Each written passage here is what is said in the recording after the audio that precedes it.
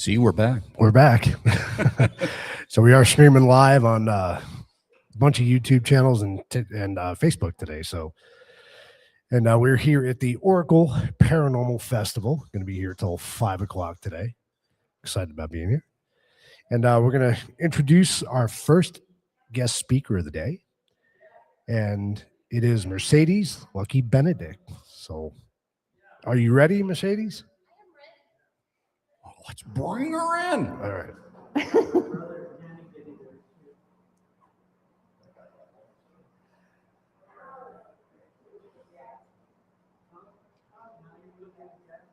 You guys ready? Okay, we're ready. So I am so excited to be here today at this amazing paranormal festival. We do have some audience members that I'm excited that you're here from different parts of the area. This is a first time for this Paracon or Paranormal Festival to be here in Oracle, Arizona. My husband and I, Joe Benedict, and he'll come up in just a minute. He is also going to be speaking with me. The reason being is because of what has happened in our lives. We have been experiencing the paranormal basically together. I'll tell you a little bit about me real quick. So I am an author now. So I have 3 books out. And the first book, which is called Through the Veil, speaks about my life and how I began in this type of work. I started as it was through car accidents, 2 back-to-back, basically like death-defying car accidents, where I literally left the body. So I'm kind of saying this to kind of get it to where people understand I wasn't always in the paranormal. In fact, I really wasn't at all. Except what happened was through these accidents, I lifted out of my body the first one and basically the second one too. And when that happened, that gave me certain abilities. And it kind of happened gradually, but at the same time, my life was shifting and changing from what I was doing into a new life, which I was an actress, singer, songwriter for most of my life. And then I went through this series of accidents, and I also became a therapist, a LMT. So my life basically turned when those accidents happened because I started to feel inside the body. I started to see inside the body. And then that began a whole new life of working with spirits. And so I started to see the spirits, and it started through the veil, basically a veil of, and then it just, I call it like a video game type thing where you go through one challenge and then all of a sudden something opens up for you. And that's what happened. And so around this time that all this is happening, there was a certain point where I was really dealing with a lot of spirits and a lot of people that I was working with at my job. And I became head of the TMJ department for a worldwide beloved doctor. And so it was really weird how my life changed. But during that time at this office, I met my soon-to-be husband at the time. We ended up seeing each other, and he had his own ghosts basically with him. He was part of a haunted company that they were haunted, but they were like a paranormal, spot in Tucson. They're no longer happening. But anyway, so when I met him, I started all of a sudden seeing these other spirits, other types of spirits, that were not so good. And that set us up into this like a strange place. I usually saw happy spirits or animal spirits or just healing type things, but then the unwanted spirits started to kind of come in and into my life. And that's where this really kind of began, because then I went out to our land. Our land is here in Arizona. Our land is in the Avra Valley, Marana, Arizona. And when I drove there first to this land, I'm driving to go see Joe at the land. And I had this weird feeling, like I knew this place. I'd been here before. I just remember that so clear. And it ends up that, I mean, I really do feel like I had a strong connection to this land. So what happened was, as I started to go out there, everything was pretty much fine. And then we ended up having me move. I moved out there. And then that's really when things started happening. And so the research kind of began back then. It's like, what's happening with this land? What is happening on this land? Why are these things happening? And I knew a lot of wonderful people, like shaman, medicine men, all these different people, and they would come out and kind of examine our land. And you know, so it was really kind of a magical time. It really wasn't anything bad happening to me at that time. So, but eventually that's what did start happening. So around 2019, after 3 years of really kind of battling demonic forces on our land, I was able to get us onto the dead files. I asked for help. So it was 3 years trying to actually make it happen. And then one time in 2019, it went through. And so I was pretty desperate at that time. At that time, we needed some big help. Well, we ended up being on the dead files, and they showed the episode 2020. We were called Damned in the Desert. And they basically, we were one of the people that very rarely does seem to happen on that show, but they told us we needed to leave and get off the show, get off our land.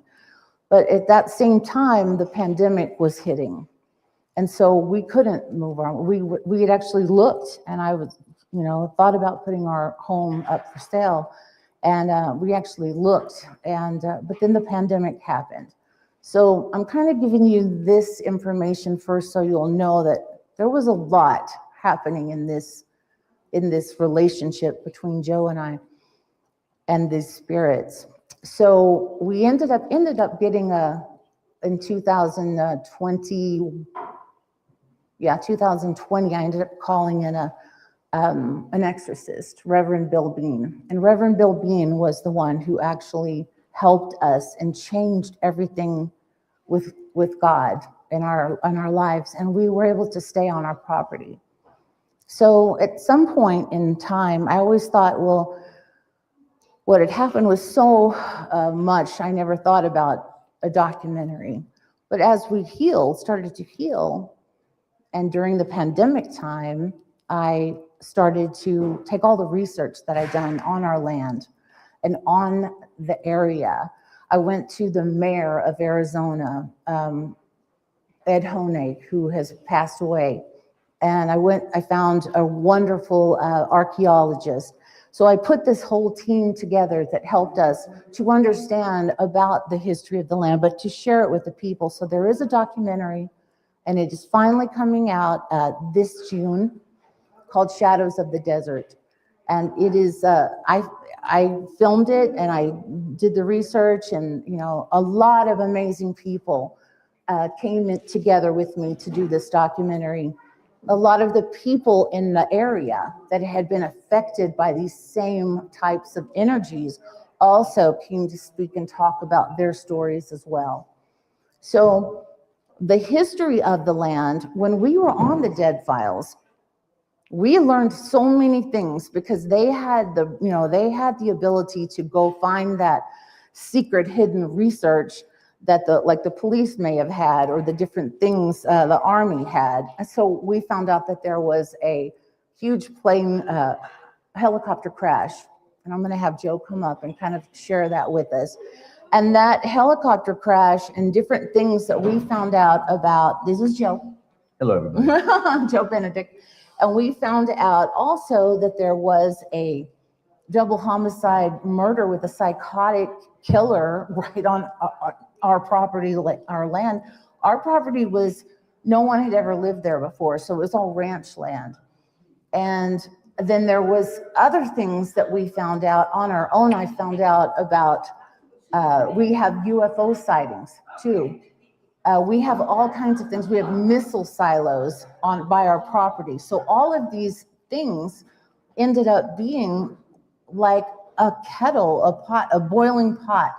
It's just amazing what happened. So Joe, I just want you to share a little bit about one of the crashes with the men. Okay, so there was a training mission, and there was 11 Green Beret on this and 4 reserved Air Force personnel. May 12th, 1989 was the...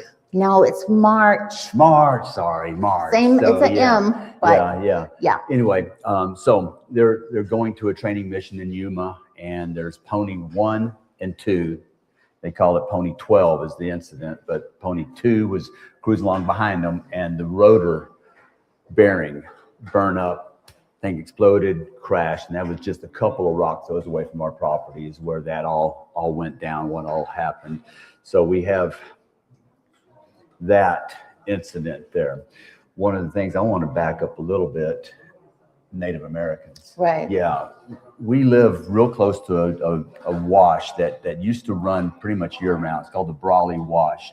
So our property had been occupied by Native Americans, farming and stuff like that. And evidence is showing up to 12,000 years they've been here doing that. And there's been all kinds of bloodshed that happened because of that. The warring Indian nations, the Spaniards coming in and trying to take the land, what the white man had done to the Native Americans, on and on and on. Lots. I want to stop right there because originally it was the Spanish.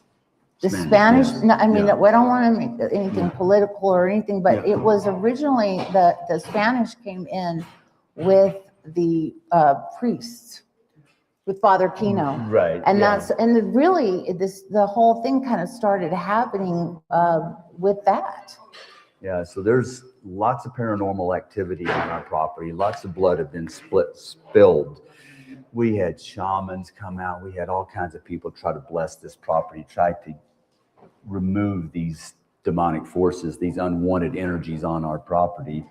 And it wasn't until our friend Bill Bean came and did his deliverance that it really, it cleared the property. He said one thing to me that has really stuck, and I have done it religiously. He said, Joe, you are the priest of the property, and I bless and cleanse that property on a nightly basis. I sit out by our fire bowl with my chair facing west nightly and just take care of, just go through my prayers and gratitudes and cleansing of the property pretty much nightly. So lots has happened in our property, but the good thing is it's so beautiful now. We've got massive trees on there, all kinds of wildlife. Our little ranch is just a beautiful little slice of the Sonoran Desert. Yeah. And so, I mean, that's the miracle, I think, that happened. But what was happening was, as Joe was talking about some of these things, like that's why it was always like a cursed land. And so when I went to ask these neighbors, different neighbors of Picture Rocks and Avra Valley, some of the old timers, they're like, yeah, this place has always been called cursed, but you can't find that. You couldn't find that. Who else but the people that had lived there forever, they considered that area cursed.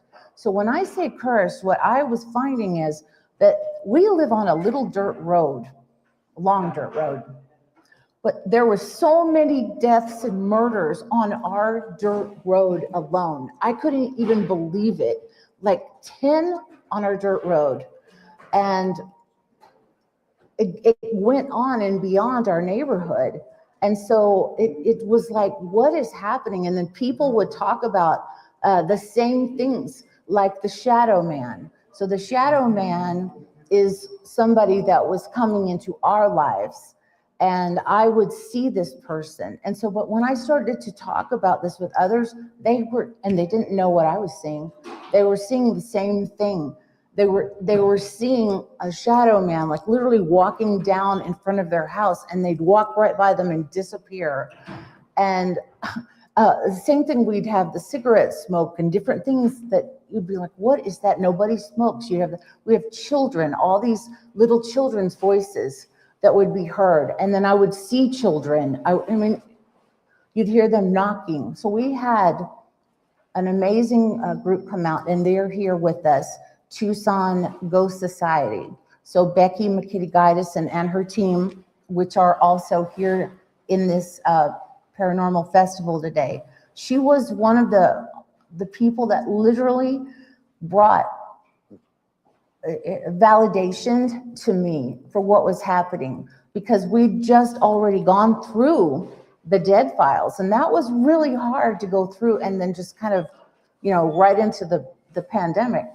But Debbie, but Becky, their team would come out and they would film, and they ended up making our property like a training area, because it was so active that every time they'd find people, they'd find spirits, they'd find what they called intelligent. It's an intelligent haunt. So the spirits know exactly what we're doing and talking, talking about our dog Eli or different things like that. And she would catch them. At one point before the exorcism, there was like 5 different voices caught in it. We have a little cabin, and that was the cabin that was really, it was like festering in this cabin. And there was like 5 different voices, and some of them were, you couldn't even understand what kind of voices they were, but they were like from another planet voice. And then one was a child that's saying, I'm scared. Like this child, they were like held there in this property. So when we had a series of 3 deliverance exorcisms, and on the within the first one, the next time that they had come back into different areas, we never heard that type of voices again, ever. By the 3rd time, we had to do it in sections of our property. And so by the 3rd time, everything really changed, and our life has completely changed. So it's been a really amazing journey. And when I like to talk about the history, because there is so much involved. Like what I found was, and Joe can talk a little bit about this too, is we have these little, he started seeing things in the sky, which I've seen too, but with the missile silos. So I'm a podcaster. I have 3 different podcasts. At that time, I was not. I had walked away from media. I'm now back in media. But I was on a show, started with Kev Dave Baker, eventually telling what happened. And they started talking about the missile silos and how the missile silos are definitely part of where you see the UFOs. And so it was almost like we have a place where we're at that on a geo map, we are in the very center. The tourist lady from Marana at that time, she looked on a geo map and found that we are center in all of these historic monument type spiritual huge mecca places. We're like crossroads in them. And there was times literally when I would see spirits walking, like a whole line of spirits, people, dead people walking in a row. And I draw spirits. So I draw these things and always share with my clients or whatever. But as I asked people about that, they confirmed that they believe that this was our property has these ley lines or something where spirits kind of come in and interact and dissect. So it was like a bus station of or a huge terminal is basically what a spirit terminal is, kind of what it was. And then so the thing about that though was the airports at that time in the 50s, it was all undercover. Nobody knew it was there anyway because it was all dirt. It was all dirt land, right? So they're like little strips of land. Well, they're still there, but there is an airport right there, but it was part of a CIA cover-up. It was covered up with the CIA right there in that little town, right there in our area. And still, most people don't even know that. to the missile silos, all of these different things are just, it's incredible. And there's some, when the documentary comes out, so I'm not going to say exactly what, because I'm waiting for this this moment when I can share the information, but there is some major information about the tribes and the Native Americans that I kept seeing or others saw that are on that land that have died, or their lives were kind of covered up. So that will be coming out when the documentary comes out, and it's going to be pretty amazing when I get to share that. Talk about what happened with the CIA. He does this part in the documentary. He talks about it because it's really interesting. So this airstrip is about a mile away from our property, and it is still the remnants of it there now, but it was used for training for World War II pilots way back in the day. Okay, that's when it started. Like in 45 is when they started that era. But during the Vietnam War, they were using that as a airport way station to do their east. What was that? Anyway, their missions and stuff to Vietnam and thing were located and started right there in our area. Back up a little bit, there's been bunches of plane accidents and crashes, and lots of pilots doing up to and Mysterious including plane crashes. Even at the Marana Airport, there was the Osprey that crashed, and I think there was 19 Marines on that perished. So there's a lot happening that way in and around our area. So I'm blessed. I get to sit at my fire bowl and fire feature with my chair faced west, watching the night sky. It's so active, up to and including, I've personally seen at least 5 or 6 UFOs that just will blow your mind. Just some interesting things with that.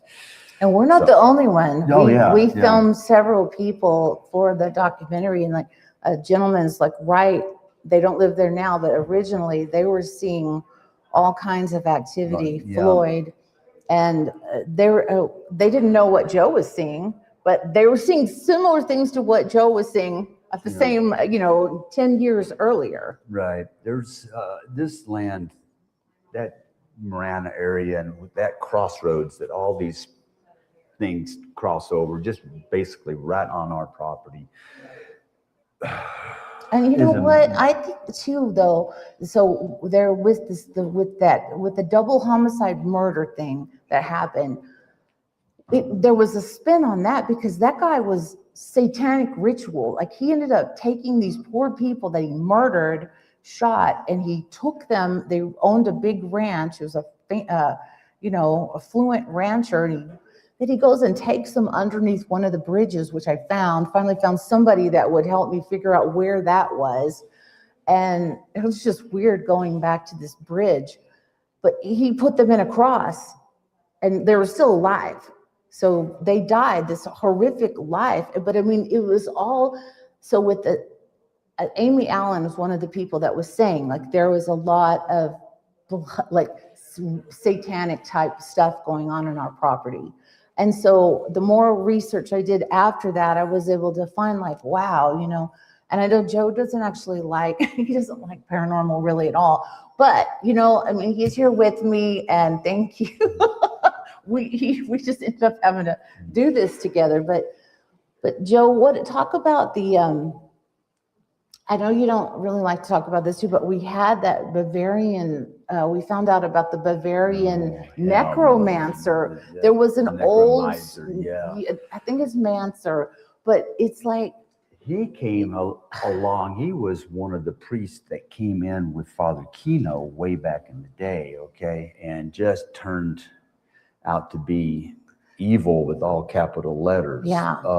If it means anything, I'm getting my spiritual chills right now. It's scary. So he terrorized the Native Americans, and he would take them and make them slaves and all kinds of just horrific stuff. And so that, again, our neck of the woods, not knowing I bought property in the middle of Marana, way out in the desert. And who knows these things, you know? So thank goodness for Bill Bean and the deliverance and the our due diligence. Again, our little strip of the desert, so beautiful now, and it's so calm. But we make sure that's a good segue into this. But one of the things that Joe does, he is a craftsman, he's an artist, and he got the idea to put crosses up. So originally we would take our crystals and we do our crystals in each of the corner. We do like a grid of protection. I like see lights and how to do that. And then so Joe, we go around to each corner, we bless each corner, go to the middle, we bring the shaman out to do that. But you know what? That would only work so far. In fact, one of our neighbors came by and said, well, I thought that was just a stone. So he took one of our stones, like it's like an open door. And so literally when we go to our neighbors or the others, we would cross our line, our fence, and we would feel like we were being attacked. Like we would get that, like Joe was always getting these heart things. It felt like somebody was squeezing my heart. Squeezing his heart. I mean, it was really bad. So we ended up, once we got the deliverances, right before that, we put the crosses up and we started doing the Lord's Prayer right when we stopped. Every time we come into our gate at the property, we'd stop and do the Lord's Prayer. And we still do. Yeah, it still do. Every time we leave the property and come back, we have protection. It's a bubble of protection around our property. Now we go to our house. Yeah. And we come in and we do 2 of them before we enter our houses. So, And we still do that. Yes. Yeah. And we do our prayers together every night. So during the Bill Bean thing, one of the things he, really wanted Joe and I to join together. I thought we had joined together pretty much after this, but we do our prayers every night. We kneel every single night. So we do that together since 2020. Yeah. Yeah. So We've been doing that. It's been magical, the transformation of our property. And I love the oasis is what we call our ranch. So it's a beautiful stretch of the Sonoran Desert. So, yeah. And I'm not sure how much more time we have, but I definitely want to say that we're good. Yeah. Oh, okay. So we have I have books that I've written. One of them is called Through the Veil. And they're on Amazon or Barnes & Noble. So it's Through the Veil, a journey of remote viewing and a spiritual communication. So that book has the spirit drawings and actually paintings that I did of these spirits. So it's got that in the book, and it talks about our journey, and it talks about our relationship. So we started talking on a lot of podcasts. And so I was really fortunate with these podcasts. That's what I decided I would keep some of that footage, and that ended up being in the documentary. So the documentary will be in distribution between May and June. So we are excited to share that coming. Aren't you excited to have Yeah, no, the documentary is very exciting here. for us, and Mercedes especially. She did every bit of it. It's just amazing what she pulled off. Just absolutely amazing. And we're so excited. I'm very excited for Mercedes on that aspect. And she's just been magical on that and just doing it, making it happen. So excited. It's probably within 6 weeks of being released. And that'll be a big bonus for our little neck of the woods. Yeah. And so we have a little bit more time. There was something I wanted to go over, and that was, I'm looking at my little notes. I wanted to kind of also share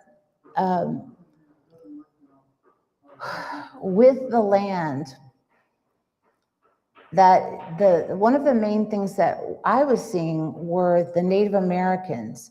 And so there's a person that's going to be on later today that will be filmed, Tony Rathman. And I have a show called Explaining the Unexplainable with exorcist Bishop Joshua Sparks. And we had Tony on just last week or last Tuesday. And some of what I was hearing that he had recorded, it really made me, it was sounded like what was in our house that time when I heard the voices that Becky McKitty-Guytis and her team had captured.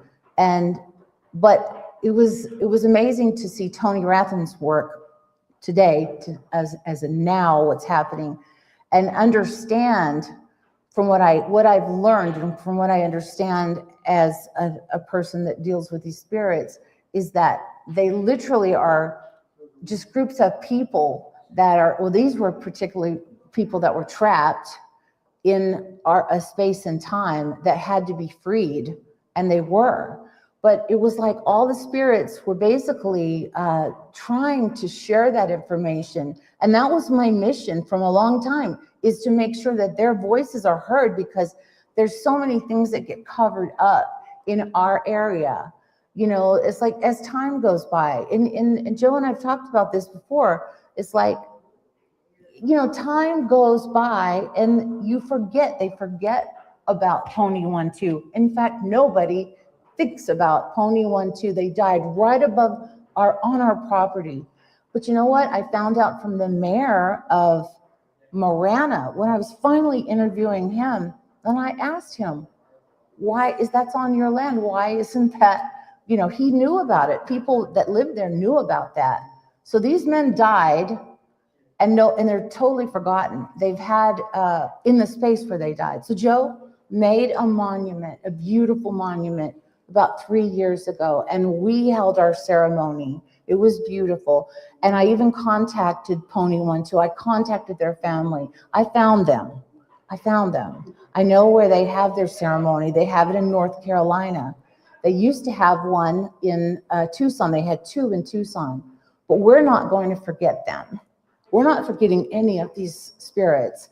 And that's why it's really important for us to realize, sorry about that, that these are people that they're behind a veil. They're in here right now. And they have a story, especially if they died, and like that was a mystery death. For the longest time, nobody knew why that plane, it disintegrated in midair, that chopper. I mean, it was a Jolly Green Giant is what it was called. And it disintegrated. So it took a long time for them to find out that it was the rotator blade. It's big bearing. Yeah, Right that took a while. So for the longest time, it was a huge mystery that nobody understood. And it was a line of mysteries. And even on the Dead Files, they talk about this.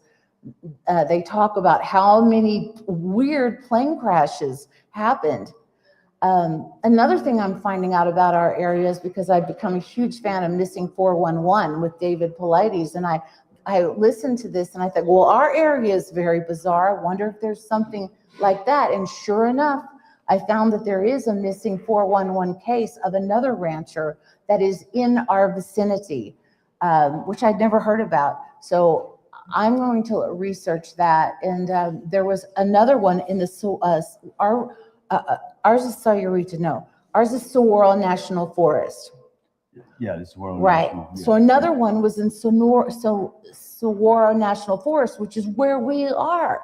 We're like on the border of Saguaro National Forest. So again, these are unusual phenomenon that are happening.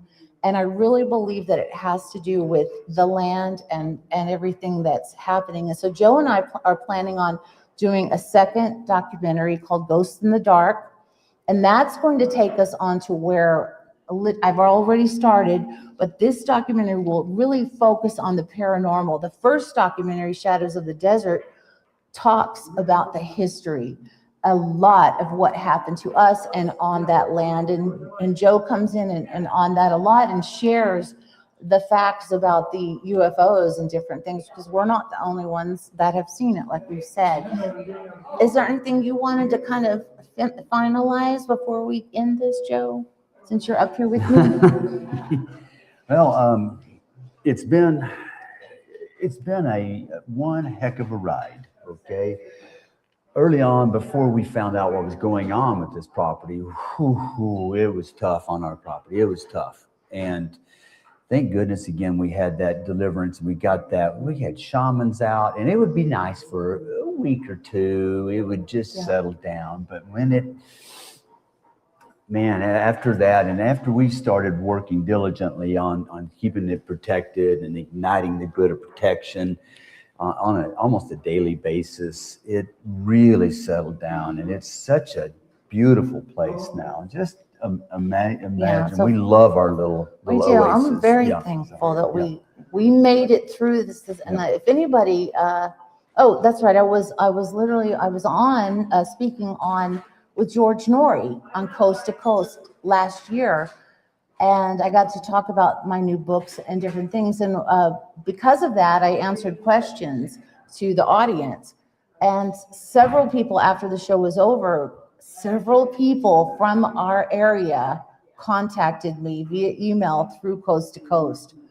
And, you know, it was, what's hard is, like, I have to still deal with I'm a remote viewer, so I have people I work with in all different states.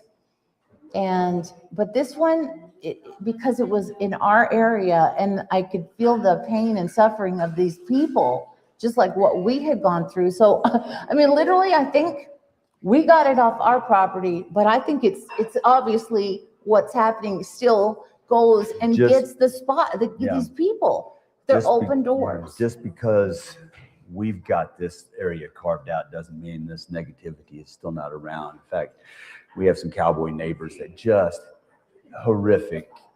It's hard for them to. They have issues. Yeah. Yeah. So. Hopefully they won't be watching this. Yeah.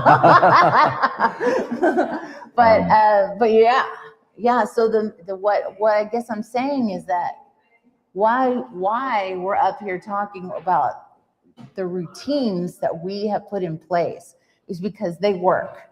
Because we know, I mean, like, literally, I feel like I was under attack. I could have almost died again, is how bad it got. But I'm not. I'm here and we're good.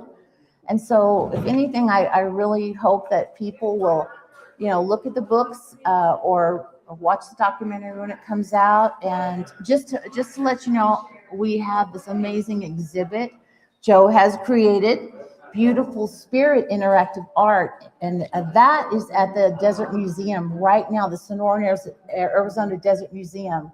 And so my beautiful spirit, or beautiful spirit, that is the spirit, our connection that we believe in, that is connected to God. And so it's amazing that you're getting to do this amazing art. Do you want to say anything before we close? Again, Beautiful Spirit interactive art is exactly that. You get to manipulate these cranks, and you get to touch and feel, and the wings on a butterfly will flap, or dragonfly will go, and it's just so much fun. The children love it.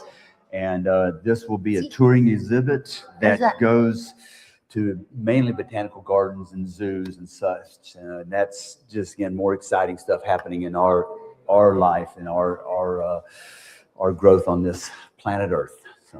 So thank you everybody that's watching. Come out if you can into Oracle. There's still plenty of time. It goes on till 4 plus 5 o'clock. So come on down here right now and see everybody. It's a great time today. Thank you so much for having us be speaking here today. Thank you. Bless you.